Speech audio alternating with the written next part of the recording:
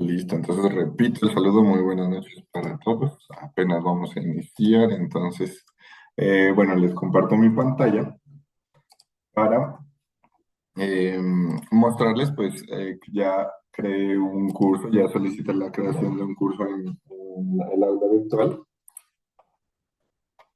Les voy a enviar por WhatsApp el enlace,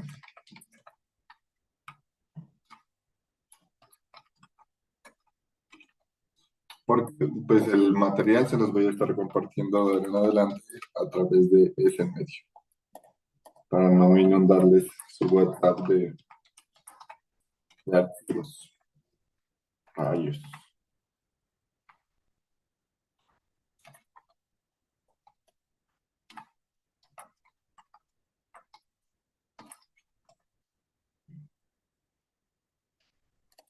Pues ahora,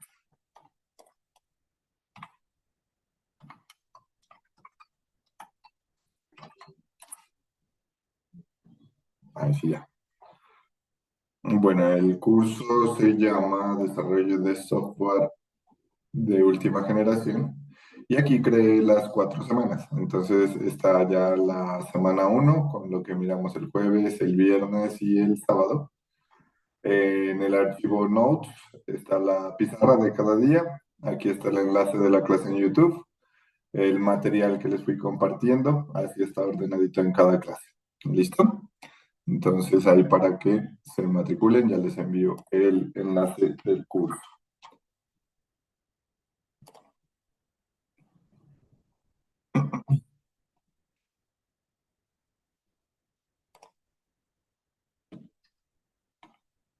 Listo. Ahí les envío. Entonces recuerden, todo el material se los estaré compartiendo a través de ese curso después. Incluso el día de hoy pues les iré también compartiendo algo de ello. Entonces, demos unos 4 minutos para que porfa se registren en el curso y si tienen alguna dificultad me avisen para procurar resolverla. Así también damos chance de pronto que lleguen algunos de los compañeros que están pendientes.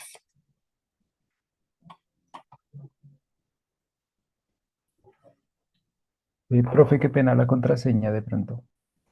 Uy, no le he configurado, pero miremos.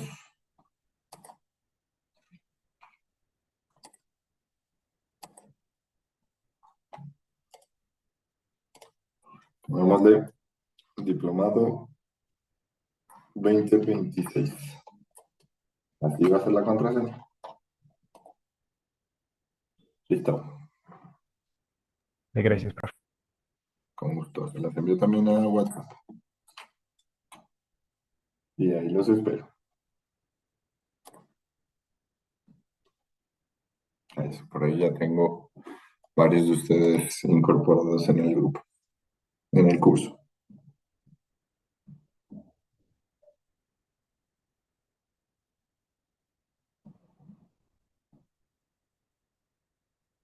Ahí me espero un ratico para que se puedan registrar.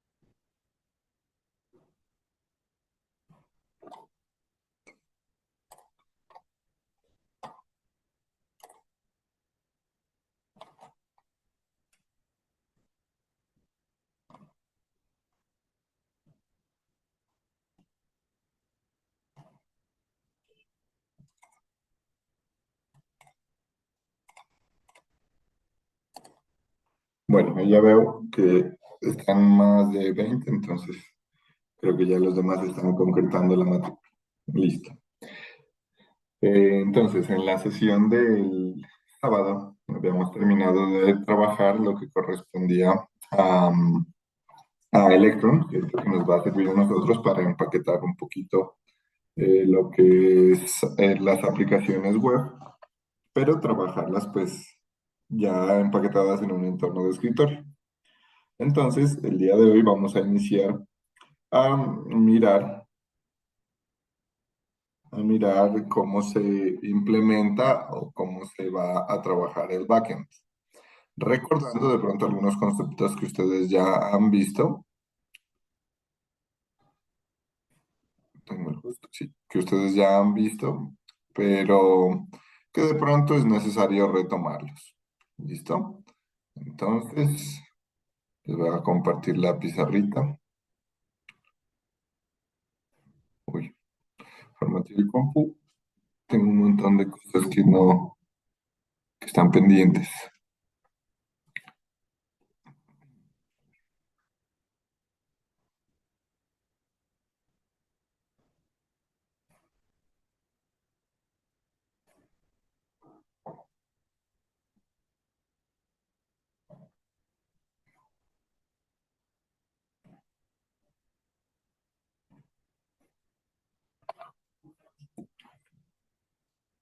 Listo,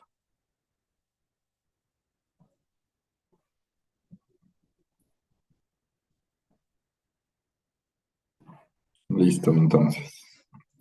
Bueno, lo primero de lo que debemos hablar es del por qué nosotros construimos aplicaciones de este tipo, de tipo backend.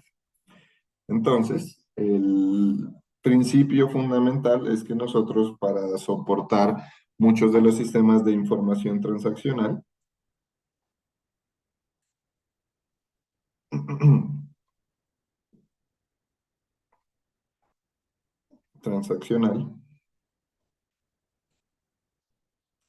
pues necesitamos un conjunto de acciones.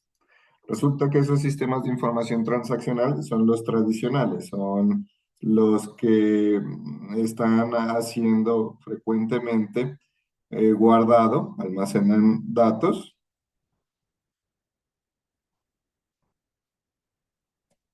de manera dinámica, es decir, en muchas transacciones justamente durante el día de diferente tipo.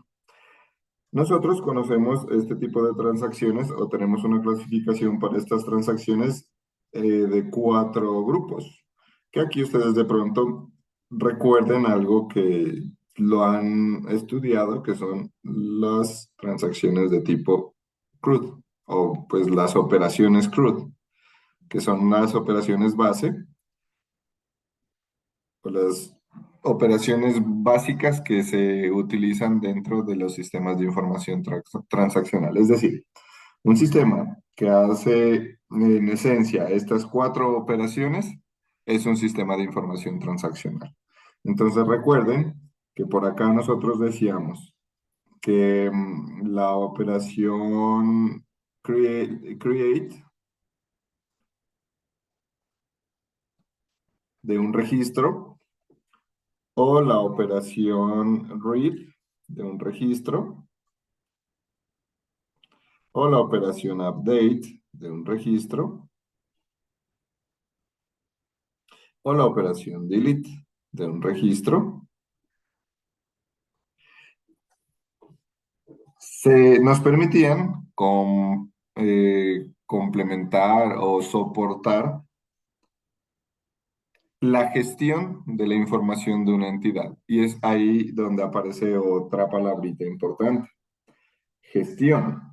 Resulta que uno de nuestros principios en ingeniería de software son los casos de uso. En la mayoría de metodologías que nos permiten a nosotros gestionar un proyecto en ingeniería de software son basadas en los casos de uso.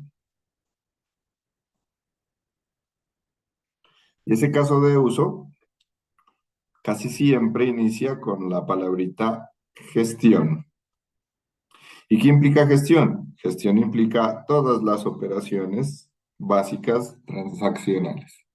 Es decir, que cuando nosotros tenemos, por ejemplo, el caso de uso, gestionar usuarios, lo que estamos diciendo es que para la entidad usuario, nosotros debemos crear registros de usuario. Les voy a colocar completo porque aquí en estos patrones lingüísticos, esto es importante. De pronto, a quienes han visto alguna de las clases de desarrollo de ingeniería de software conmigo, les hago hincapié en esto, porque bueno, si nosotros decimos crear usuario o crear registros de usuarios, digamos que la diferencia no es mucha. Pero si, por ejemplo, nosotros decimos por acá, aquí ya se inicia a sentir un poquito la R, que sería de read o leer usuarios, pues ahí ya nosotros un usuario no lo leemos, es como que llegue el usuario a caja y nosotros intentemos leer ese usuario.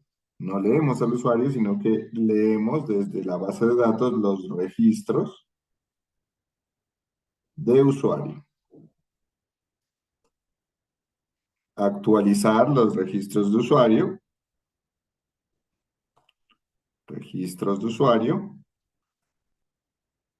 y el que suele sonar más raro es eliminar, porque nosotros, y más en nuestro contexto, ¿cierto? Si hablamos de eliminar un usuario, puede que se entienda como que se va a hacer algo ilícito, algo que es un delito. Sin embargo, por eso pues también nosotros procuramos mantener ese patrón lingüístico bien identificado, que sería pues el registro de usuario al que se refiere siempre en el patrón. Entonces sería eliminar registro de usuario. ¿Listo? Y esto es el caso de uso. Entonces, vamos a mirar cómo es que se une la parte de ingeniería de software con la parte de desarrollo de software y las bases de datos en esto de aquí. Entonces, iniciamos con la ingeniería de software, que ya sabemos que iniciamos con el caso de uso, gestión, caso de uso de gestión. Luego, en desarrollo de software, vienen las operaciones CRUD, que esas operaciones CRUD están relacionadas con los mismos métodos, ¿no? Con el método de crear registro, leer registro, actualizar registro y eliminar registro. Y ahora, en bases de datos, estas operaciones también tienen su equivalencia, en donde nosotros para crear un registro lo trabajamos con un insert, para leer un registro lo trabajamos con select, para actualizar con update igual y para eliminar con delete igual. Y esta correspondencia, que bueno, de gestionar se desprende todo esto, pero aquí hay una correspondencia entre estos elementos de acá, entre este con este con este de acá y este con este de acá. Porque ese vínculo que existe entre ellos, y más ahorita que nosotros vamos a iniciar a trabajar con aplicaciones web, esa correspondencia de operación pues va a tener mucho que ver con el protocolo que nosotros utilicemos. que en este caso el protocolo con el cual vamos a trabajar es el protocolo HTTP. Es decir, en esta partecita de desarrollo de software trabajaremos con HTTP. En, en ingeniería de software, pues bueno, esto puede ser abordado con diferentes metodologías, puede ser Scrum, puede ser XP, puede ser lo que sea.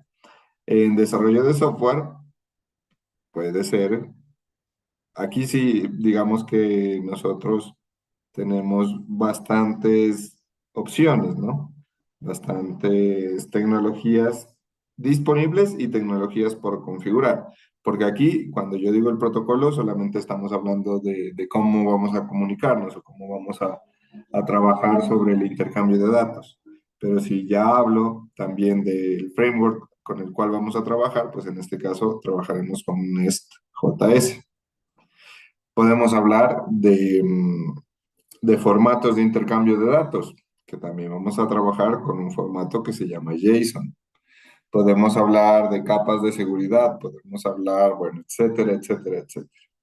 Y en la parte de las bases de datos, pues nosotros trabajaremos, no hoy, probablemente esto ya lo abordaremos mañana o el sábado, con un motor que se llama Postgres. De igual forma, digamos que entre estos dos señores de aquí, entre el software y Postgres, digamos, entre la capa del sistema de información y la capa de base de datos, no es que nosotros vayamos a escribir cada sentencia SQL, sino que aquí vamos a hacer uso de algo que se denomina ORM, Object Relational Mapping. Y este ORM se va a encargar de soportarnos todas esas operaciones sobre un motor. ¿Y cuál es la ventaja de tener un ORM? Que un ORM no solamente va a quedar fijo o adherido, igual esto ya les voy a explicar, a un motor, sino que también la sintaxis del ORM es una solita, pero este ORM puede conectarse a otro tipo de motores, por ejemplo SQL Server o MySQL, incluso a Oracle, a diferentes motores. Y esa es la ventaja que nosotros tenemos cuando usamos un ORM, que nos dedicamos a escribir solamente en la sintaxis del ORM y luego la conexión pues ya nos dice en qué motor y en qué instancia vamos a trabajar, sin necesidad de modificar el código fuente, sino que ya se gestionan solitos los datos. Entonces, en esta correspondencia también de operaciones entre el desarrollo y el motor de base de datos, resulta que intervienen varios actores, como es sabido dentro del protocolo HTTP. En este protocolo, entonces, nosotros encontramos que se orienta a la arquitectura cliente-servidor, en donde tenemos por acá a nuestro cliente. Supongamos que este computadorcito representa al cliente y aquí el mouse. Tenemos nuestro servidor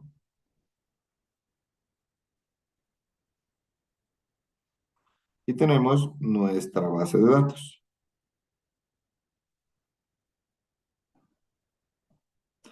El intercambio entre el cliente y el servidor se realiza en donde el cliente envía una solicitud o request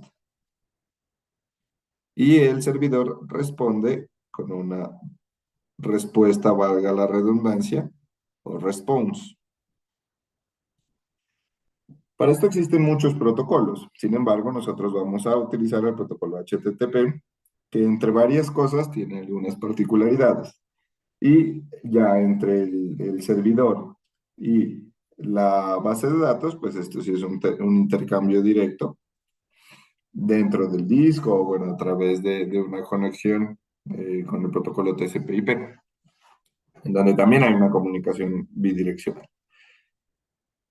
En este punto, antes de entrar al ORM, lo que nos va a interesar es entender esta correspondencia de operaciones. esta de aquí, entre el request, la base de datos, la respuesta de la base de datos y la respuesta del servidor al cliente. Porque nosotros recuerden que necesitamos resolver cuatro instrucciones o cuatro transacciones básicas: crear, visualizar, actualizar y eliminar. Entonces, a través del protocolo HTTP, nosotros tenemos herramientas que nos permiten hacer eso. Primero, en HTTP,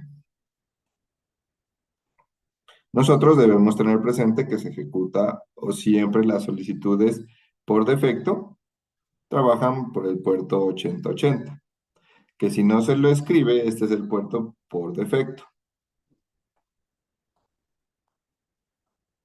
Sin embargo, nuestros servidores, nuestros backend, suelen tener otro puerto de ejecución, que en desarrollo suele ser el puerto 3000. Cuando digo desarrollo, me refiero a, como decir, al entorno, ¿no? Al contexto de desarrollo, a la rama de desarrollo.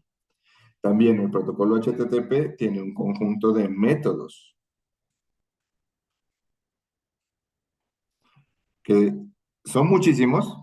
En esencia, nosotros vamos a trabajar con el método get, el método post, el método put y el método delete.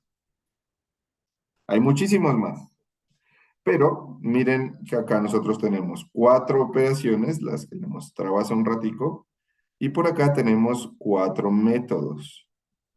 Claro, porque si yo traduzco get, es como decirle deme, pedirle, ¿cierto? Si traduzco post, es como decirle tome, entregarle. Si traduzco put, es como decirle algo también como tome, pero lo voy a cambiar un poquito para decirle agarre, digamos, o le pongo, y delete es borrar. Entonces, miren, deme me sirve a mí para solicitar. ¿Y cuándo yo solicito? Cuando necesito visualizar un dato. Entonces, bueno, ahorita hacemos una tablita de equivalencia. Tome me sirve cuando yo necesito poner algo completo. Entonces, cuando yo necesito hacer una inserción. Put cuando le agrego algo. Entonces, cuando necesito hacer una actualización. Y delete, pues es el más fácil de relacionar ahí. De esa forma, nosotros entonces vamos a tener la siguiente, digamos, la siguiente equivalencia. Voy a hacerles una tablita aquí, una tablita de equivalencias. En donde tendremos la operación,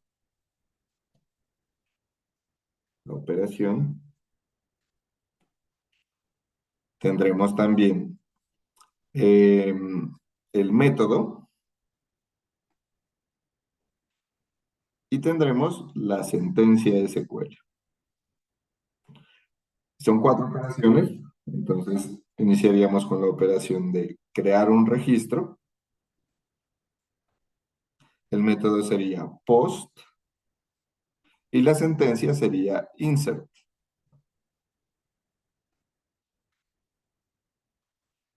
La operación sería visualizar o leer. El método sería get y la operación sería select. La operación sería actualizar. El método sería put y la sentencia SQL update. Y por último borrar, delete y delete también. Delete. Esa sería entonces la equivalencia que tendríamos. Resulta que con esta tablita que yo les acabo de hacer aquí, con esa tablita, es la estructura base con la cual se formulan o se construyen los sistemas de información transaccional. Yo creo que aquí yo hablé de la arquitectura cliente-servidor, porque pues, los sistemas de información transaccional soportan esa interacción. Pero en este caso, nosotros nos vamos a detener a estudiar solamente la parte del servidor. ¿Por qué razón? Porque el servidor también tiene un propósito y una estructura que con el tiempo ha venido evolucionando. ¿Listo? ¿Preguntas hasta ahí? ¿O todo claro?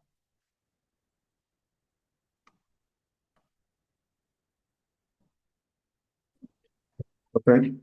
Una pregunta. Dime. De lo del HTTP, cuando sale, por ejemplo, un error, ¿eso también pasa por esos métodos? ¿O cómo Bueno, funciona cuando... es que ahí ya tenemos los códigos de respuesta, ¿no? De HTTP. Digamos que no pasa por los métodos, pero sí puede tener relación, ¿no? Aunque se clasifican, perdón, es que no alcanzo a comer nada y me toca comer un poquito de maní. Digamos que no se vinculan directamente con el método, sino con el comportamiento de la operación. Entonces, por eso es que nosotros miramos 404, por ejemplo. Entonces aquí le voy a agregar código. Están el 400, los del rango del 400 son errores en cliente y ya vamos a hacer un ejemplo también de por qué nos da 400 y parece que estamos trabajando en el servidor, pero se clasifican como un error de cliente. Eh, los 500, que son los errores en servidor, los 300 son redirecciones y los 200 son de éxito. Bueno, los voy a ordenar aquí, aquí, y ya les pongo qué es cada uno. Entonces están, los 200 son de todo ok, los 300 son de redireccionamiento y los 400 son de error, pero en cliente. Los 500 son de error, pero en servidor. Este error en cliente suele suceder con mucha frecuencia cuando nosotros pedimos un recurso a una URL, por ejemplo, una imagen, y la imagen ya no está, resulta que la borraron del servidor. Entonces, aunque parece que el problema es del servidor, porque la imagen ya no está en el servidor, el error está en el cliente, porque el cliente está solicitando un recurso que ya no existe. Entonces, el problema no pasa en el servidor, pasa en el cliente. Los errores de servidor suelen ocasionarse con mayor frecuencia cuando hay operaciones que no se ejecutan de manera correcta. Por ejemplo, si yo lanzo la eliminación de un registro en la base de datos en el SQL y resulta que yo estoy eliminando, por ejemplo, el semestre, pero este semestre tiene una referencia, una llave foránea desde curso.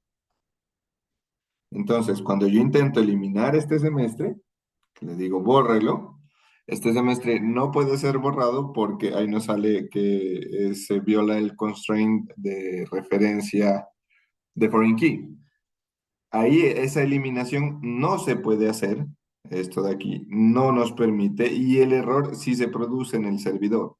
Por lo tanto, el motor de base de datos le informa al server, al backend, y el backend se encarga de manejar el error y responderle al cliente con un 500, que el cliente ya lo va a interpretar. Y ahora incluso lo miramos con algunas aplicaciones. Esa es muy buena pregunta también. Listo. ¿Tienen alguna inquietud más?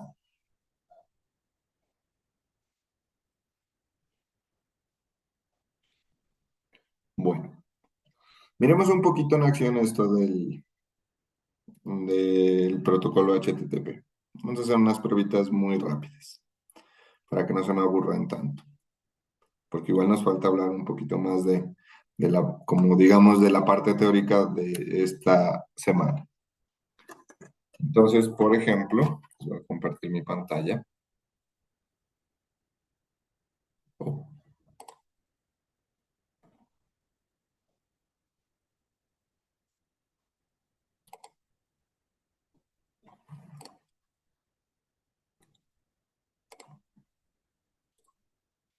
listo. Por ejemplo, resulta que aquí, justo, cuando yo, bueno, voy a refrescar para mirar si se han matriculado más de ustedes, efectivamente, ya están todos. Y aquí yo hice una solicitud de HTTP. ¿Desde dónde? Desde mi máquina, desde aquí, desde mi navegador. Y esa solicitud de HTTP viajó hasta los servidores de la universidad, probablemente con GET, ya vamos a ver que sí es con GET. Y el servidor de la universidad le dijo, mire, lo que usted me está pidiendo es esto. Y me respondió. Y al responderme me dice, ok, lo pude resolver con un 200. Vamos a ver, ¿cómo lo miramos? Entonces le hago clic derecho, voy a inspeccionar. Y en este caso no me interesa el DOM, me interesa Network. Voy a refrescar aquí para que inicie el monitoreo de la red.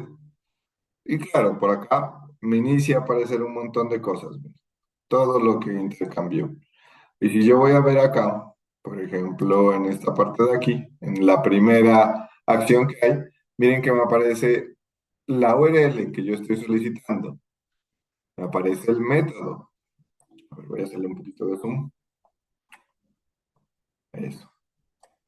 Me aparece la URL, me aparece el método, que por defecto es get, porque yo solamente le estoy diciendo deme datos.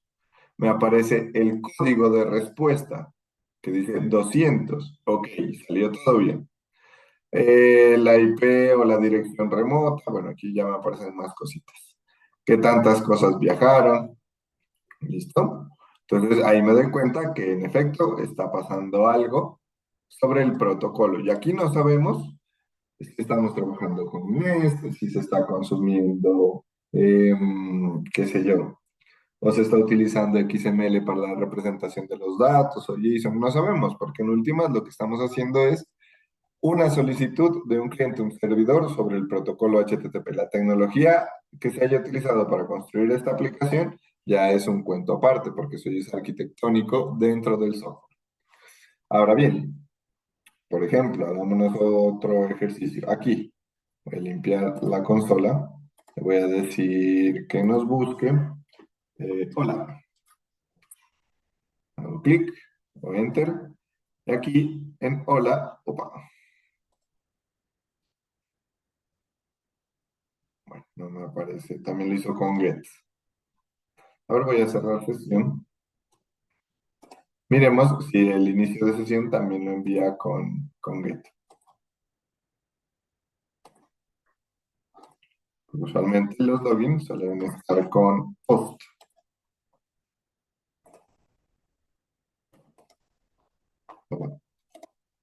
Ah, efectivamente. Se hace la solicitud del post. Aquí aparece un redireccionamiento, porque claro, llegué allá. El usuario y la contraseña no coincidieron. Entonces ya me redirecciona a otra página, que es esta de login. Porque yo estaba acá. De aquí le dije, de aquí le di el usuario y contraseña. Pues ahí, usuario y contraseña. Le digo enter. Se envía por post, pero me redirecciona. Ahora me redirecciona a este de acá. Entonces, miren que en efecto, pues el protocolo HTTP tiene esas características. Tiene muchas cosas más y ya lo vamos a ir incorporando un poco más. ¿Listo? Lo vamos a ir trabajando con mayor intensidad y detalle en el transcurso del curso, sobre todo de esta unidad de backend. ¿Hay más preguntas de pronto?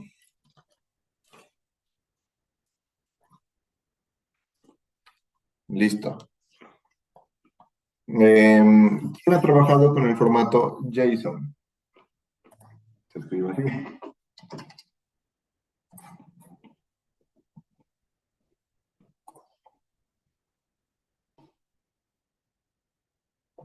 Sería este de aquí.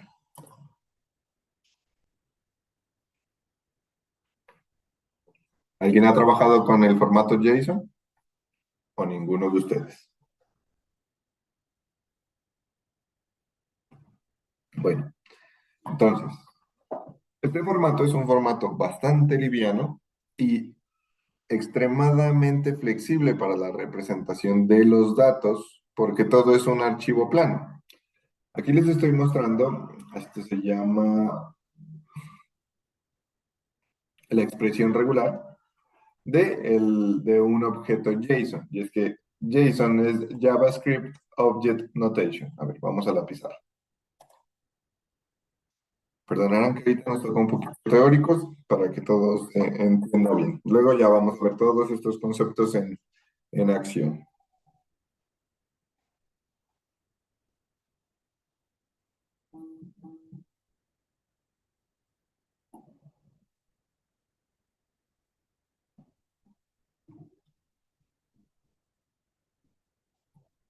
Listo.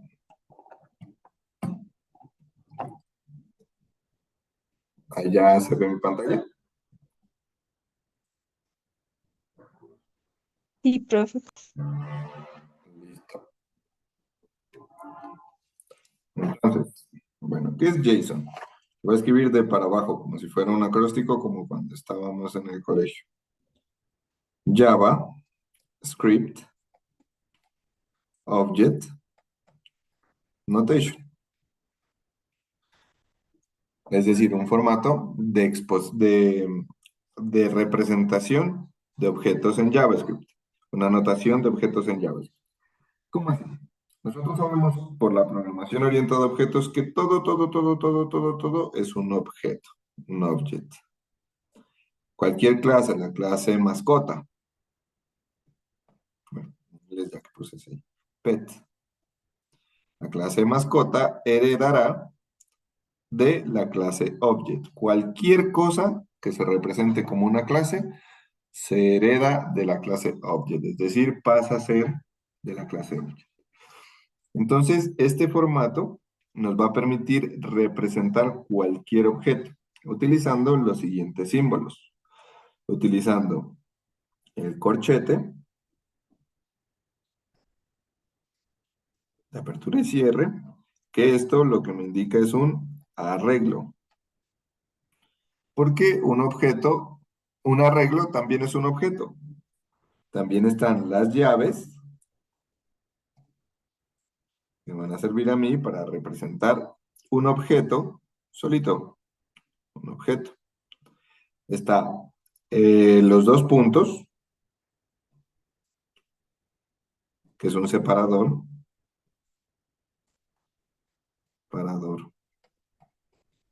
de, pongámosle a este separador de llave valor, de llave valor. Y está la coma, que la coma es un separador de atributos.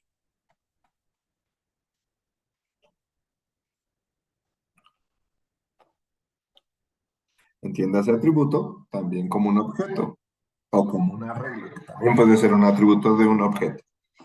Entonces, em, ¿cómo se compone un objeto JSON? Y se van a dar cuenta que esto en realidad es muy flexible. Un objeto JSON inicia con o un arreglo o un objeto. Vamos a iniciar con el objeto. Entonces, para decir, vea, este objeto inicia desde aquí, yo abro llaves. Listo. Va a iniciar el objeto. Luego yo voy a identificar todos los atributos del objeto. Ojo, aquí no es como en Java.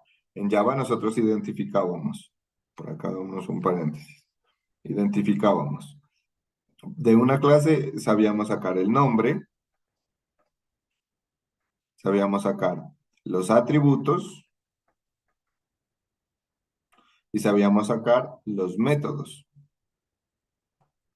Todo ello con sus visibilidades o encapsulamiento. ¿Listo?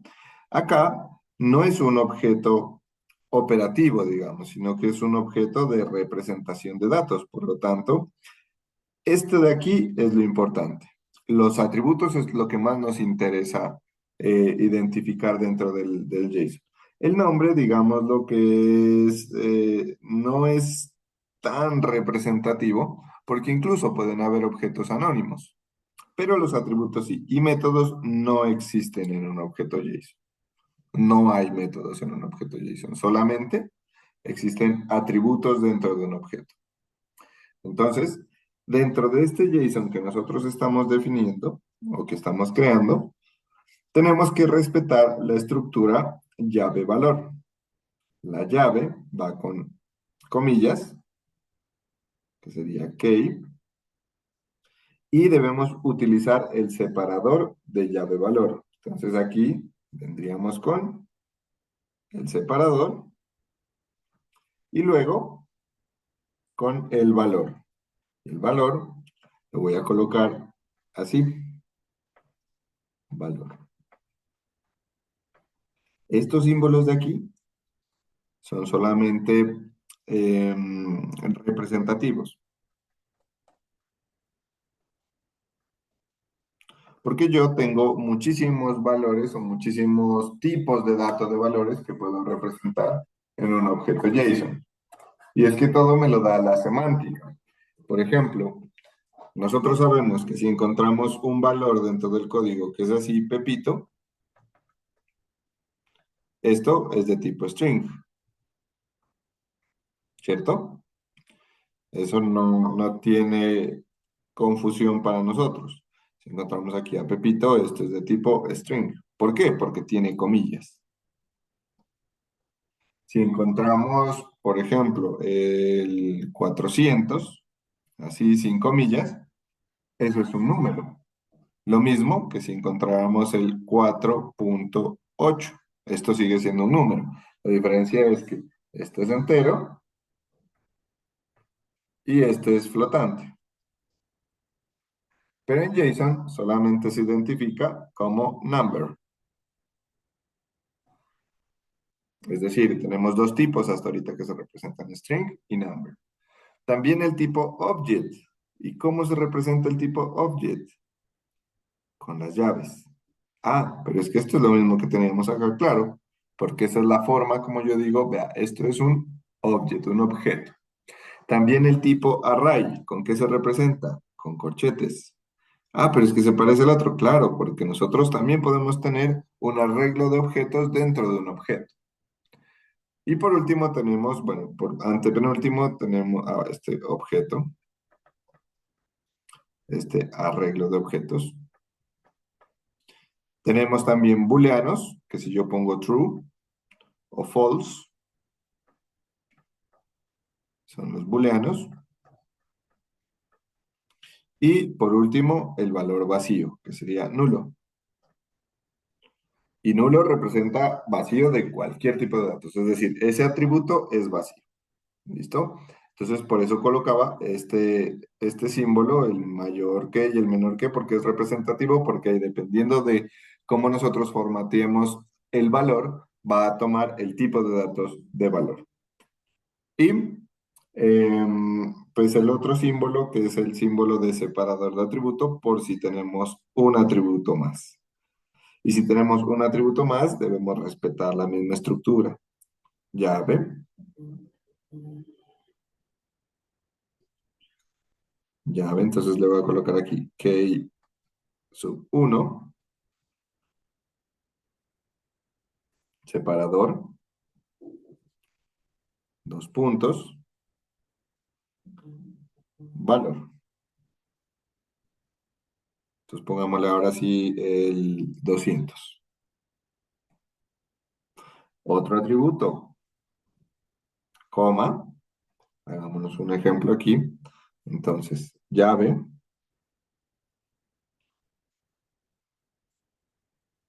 Sería, uy, esto no es. Pongámosle que hay dos. O no, ya hagámoslo un poquito más cercano a la realidad. Por ejemplo, first name, F name, the first name, name. Dos puntos, separador, string, Jorge. Ah, hasta ahí llegó el objeto. Listo. Como hasta ahí llegó el objeto, entonces, ¿qué hago? Cierro el objeto. ¿Con qué cierro? Con llaves. Este de aquí, esto de acá, que está aquí, es un objeto en formato JSON.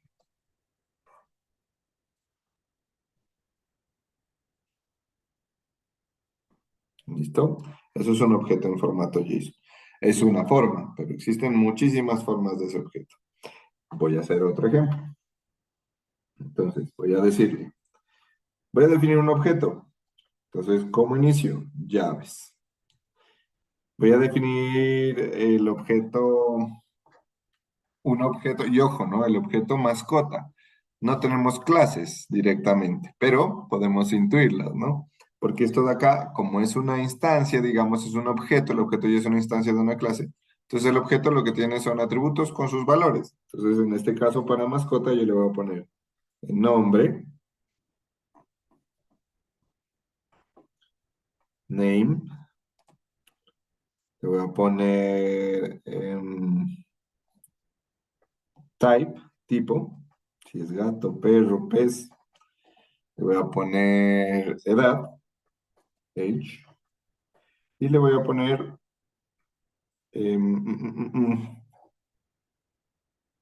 pongámosle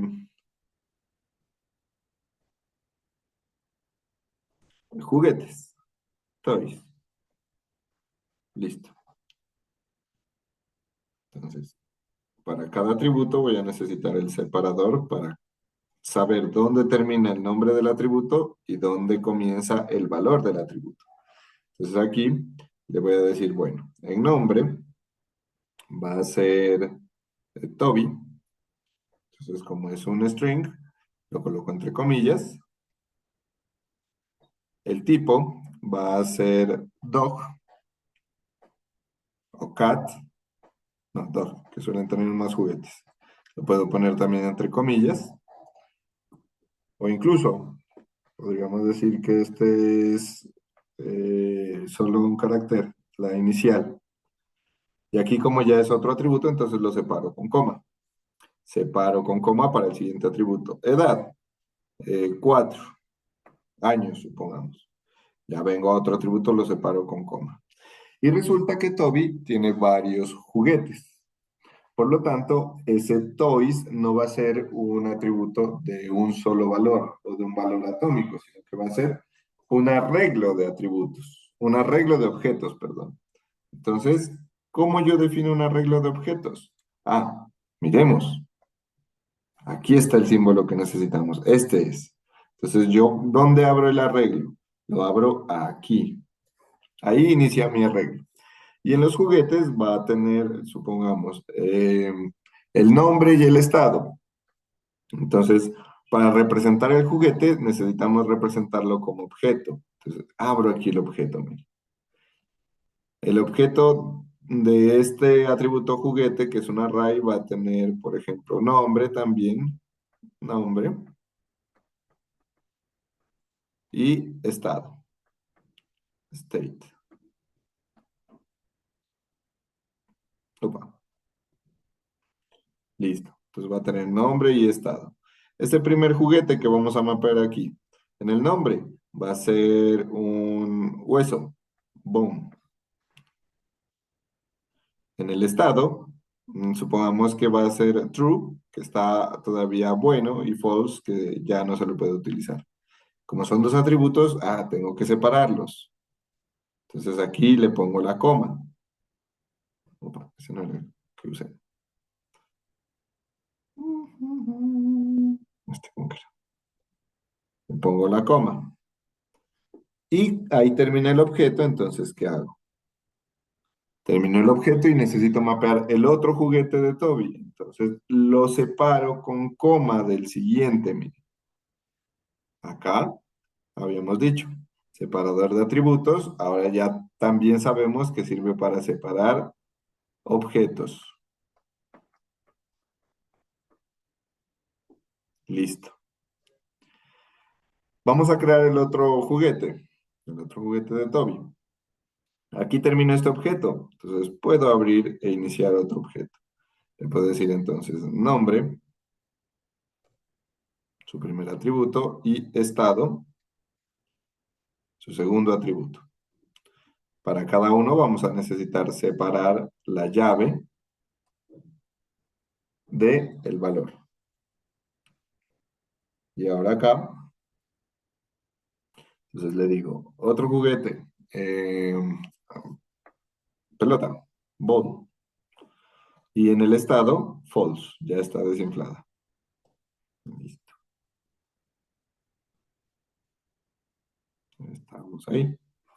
Se cierra el objeto. Si quiero, coloco otro objeto. Si no, ya no es necesario. Entonces cierro el arreglo. Fíjense la correspondencia, ¿no? Este corchete que cierra está cerrando a este corchete que abre. Estos dos. Esta llave está cerrando, está abriendo a esta llave que cierra. Lo mismo acá. Hay que ser ordenaditos por eso. Y miren, si yo ahí termino mi objeto, perfecto, pero yo puedo agregar otro atributo a este objeto. ¿A cuál objeto? A este de aquí, miren. Entonces le puedo decir que voy a tener otro atributo que por último será esto que era la mascota. El atributo que sea is alive. Está vivo. Y acá pues ya le decimos tun, tun, con un verdadero o falso. Digamos que está vivo. Listo. Cierro, ahí finaliza mi objeto, entonces cierro con llaves. Y nuevamente, ¿no? La correspondencia entre las llaves que representan al objeto.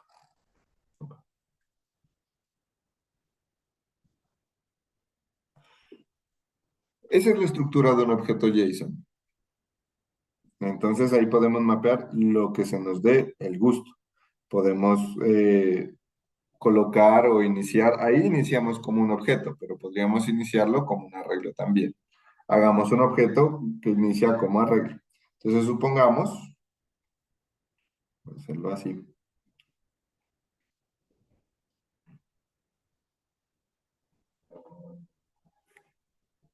Supongamos que vamos a tener varias mascotas. Entonces yo ya no voy a ver solo la información de una mascota, sino de varias. Inicio con un arreglo y luego coloco la información de las mascotas. En este caso, la primera mascota registrada en el arreglo es Toby. Listo. Entonces ahí a Toby le voy a dejar ya su informacióncita.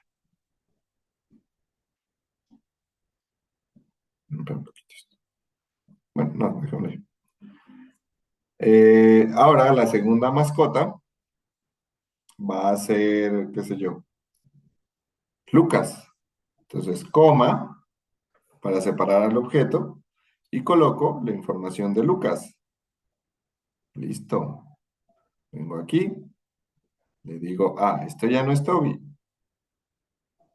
Ya no es la información de Toby, es otro objeto que viene a ser Lucas. Y Lucas, bueno, ahorita lo arreglamos. Entonces le digo, el nombre es Lucas. Lucas. Es de tipo gato, cat, y tiene 8 años. Ahora, este gatico no tiene más que un baloncito, una pelotita. Entonces borro todo el objeto que está dentro del array y simplemente pues va a tener un juguete que es el balón.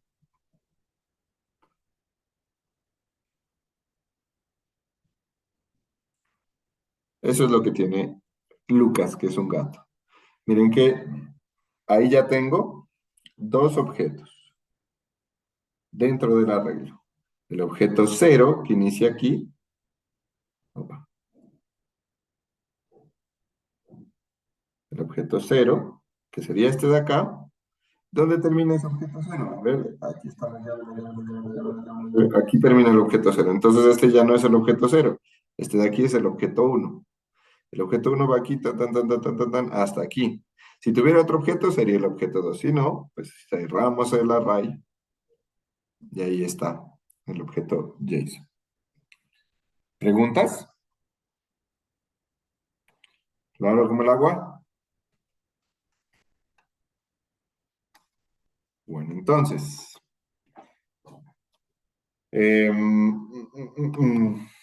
van ustedes a mapear o van a crear un objeto que represente un dispositivo móvil, que puede ser una tablet. Entonces aquí les voy a poner objeto JSON.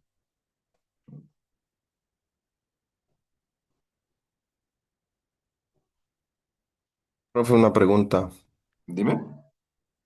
Sí, tenía una duda en cuanto, por ejemplo, está el en Toys, abre corchete, quiere decir que es un arreglo, pero abre la llavecita para decir nombre, coma. Sí, Entonces serían dos individuales, ¿no? O sea, porque la llave representa un objeto solito. Esa era mi duda. sí, efectivamente, Ronald. Nosotros acá, entonces, cuando abrimos el corchete, listo. Y al abrir el corchete sabemos que este va a ser de varios objetos, porque el corchete representa un array. Entonces aquí el corchete va a tener un objeto que tiene sus atributos y está representado por la llave. Es muy grande esto. Entonces, el corchete, dentro del corchete va a tener un objeto. Entonces, para el objeto lo represento con llave. Y aquí dentro están los atributos. Ahí termina ese objeto. Entonces, lo separo y viene el otro objeto. Aquí dentro está la información del objeto y si hay otro, entonces lo separo y viene otro objeto. Ah, Listo. ya, listo, profe. Sino que como arriba no miré que tenía las comas, entonces eso me... Ah, ya. Es que, Ahí, claro, eso. entre tanta Ah, cosa que chiquito. Aquí está unita, acá está la otra. Bueno, estos son de los atributos. sí, sino que ahí es que me preguntabas cuando abre el Ney, abre, ¿sí o no? Y ahí no le faltaría una llavecita y luego cerraría la otra. En esta parte de aquí o No, acá. no, no. Donde dice Toys, eso ahí cerraría una llave, abriría la otra, ¿sí, no? Ah, ya. Es que aquí abro corchete. En este, aquí es corchete, ¿cierto? Aquí abro la llave del objeto. Llave objeto uno. Aquí viene el atributo uno del objeto uno. Luego viene el atributo 2 del objeto 2. Hasta ahí sigo en el objeto, perdón, del objeto uno. Hasta ahí sigo en el objeto uno. Cuando ya acabo el objeto uno, entonces ahí mira que viene la llave de cierre del objeto uno. Ah, ya, es un solo objeto, pero tiene dos atributos. Listo, Sí. profe. Ujú. Vale, gracias. Listo. Listo, entonces esa es la estructura principal, yo creo. ¿Sí? Y entonces no se puede que vayan sueltos ya que solamente es uno en el segundo. Porque es que se Claro. supone que el primero son dos porque digo, están ahí en llaves porque son dos. Ok. Sí, en este de aquí sí lo podríamos colocar como uno solo, o sea, no usar el arreglo, sino un solo atributo. Sin embargo, estoy intentando representar, mira, un arreglo, por eso iniciamos aquí con un arreglo de mascotas. Entonces, cuando tenemos digamos, la forma genérica de mascotas. ¿Qué pasa con las mascotas? Entonces, una mascota tiene sus atributos y probablemente tenga uno o varios juguetes. Entonces, por eso, como pueden ser uno o varios, ¿qué me permite almacenar uno o varios? El arreglo. Este arreglo es el que me permite. Entonces, la estructura genérica sería objeto que contiene arreglo y cierra objeto. Esa es la forma genérica. Por eso acá, cuando hice esta representación, respeto esa, mira. Tengo objeto, este de aquí, que contiene arreglo, porque este perrito en este caso tiene uno o varios juguetes. Acá lo mismo. Este es el objeto, este de aquí, y aquí respeto la misma regla porque este gato tiene uno o varios juguetes. Ahí ya digamos que pensamos en la generalidad de la representación del objeto. ¿Listo?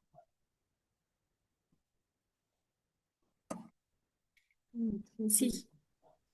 Listo. Pero perfectamente se puede mapear em, como sin el arreglo. Sin embargo, ya cuando miremos el procesamiento de la información, sí nos toca tener una estructura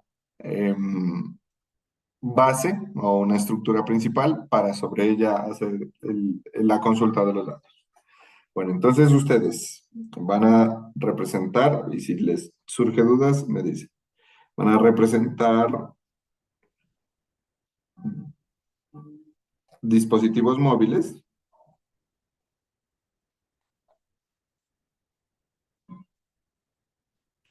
en un objeto JSON. ¿Listo? O van a hacer un objeto JSON para representar dispositivos móviles.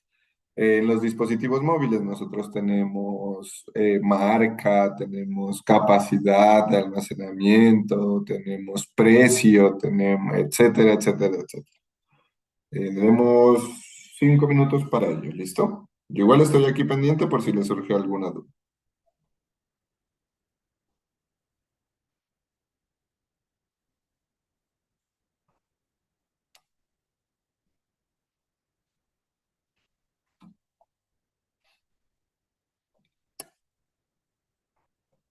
Bueno, los voy a llevar a la salita de grupo para que puedan de pronto también interactuar entre ustedes y resolver las inquietudes por si les da vergüenza a decirlo por acá.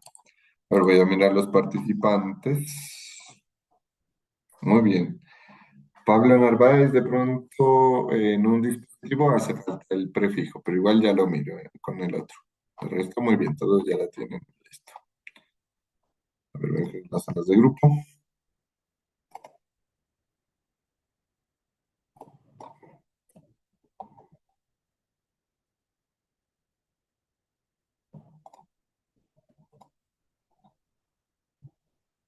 Listo. Ahí se van a poder asignar solitos a cada sala. Y yo desde acá pues también los voy asignando.